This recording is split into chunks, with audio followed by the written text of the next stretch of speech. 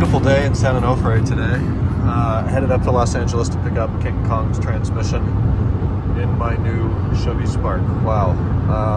This was the only rental car available in North San Diego County.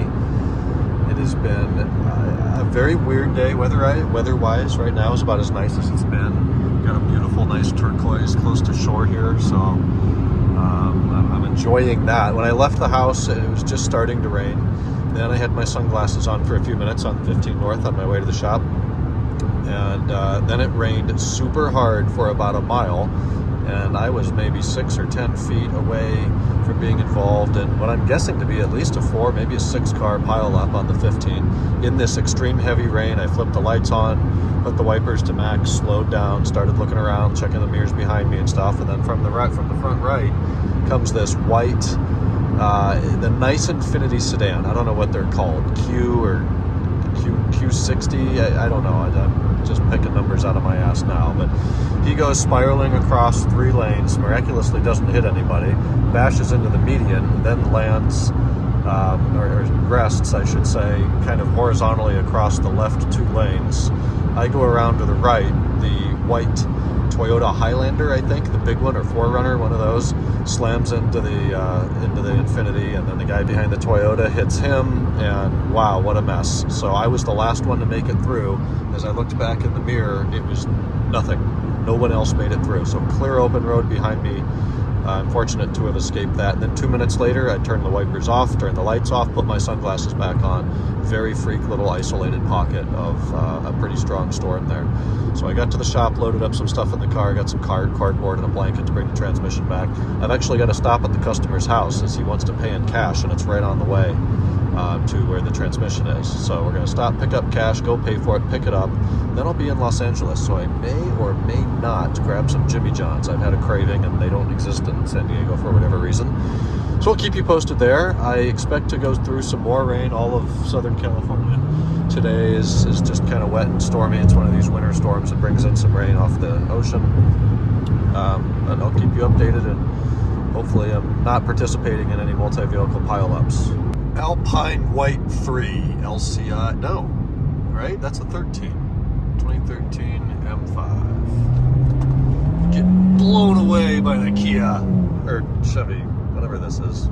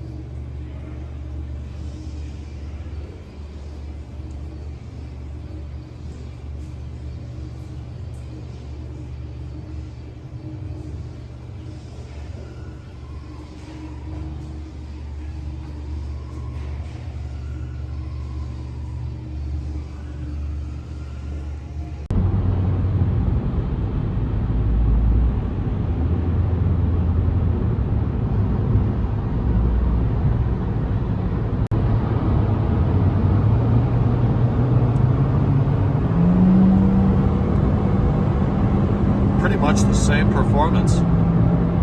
That is pinned. God. Good morning. Wrapping up today, Tuesday, and we've got the Spark here. So, little review. Driven this now to Los Angeles and back via Jimmy John's on the way home. I didn't film any of that, but I did stop. I had my porker, so that's what they call it. It was delicious. Late lunch, early dinner at like 3:30. Anyways, I'm going to try to keep this quick. So 10 years ago when I started driving, somewhere around there, 11 years ago, Jesus, a cheap car was a Chevy Aveo, was a Dodge Neon, a Cavalier, something like that. And I was fortunate enough to have not spent very much time behind the wheels of those cars, but I did get to experience them, and I understand what a cheap car of 20 years ago was. This thing is a 2020, 2021, maybe a 22 Chevy Spark, 4-cylinder CVT, like a base cheap car. You can really tell when you open up the door. You can tell by by the sound, and then you can look at how freaking thin that steel is. It's just like, it's a really lightweight, cheap, flimsy door. Anyways, this thing has HID lights, Apple CarPlay. It has a backup camera. It has an automatic down on the driver's side window switch. It has intermittent wipers. It has just a bunch of shit that you would not have found on a car from 15 years ago. It's not fast, it's not well made, it's not terribly comfortable, but for what I'm guessing is a $14,000 new car, this is a pretty solid car.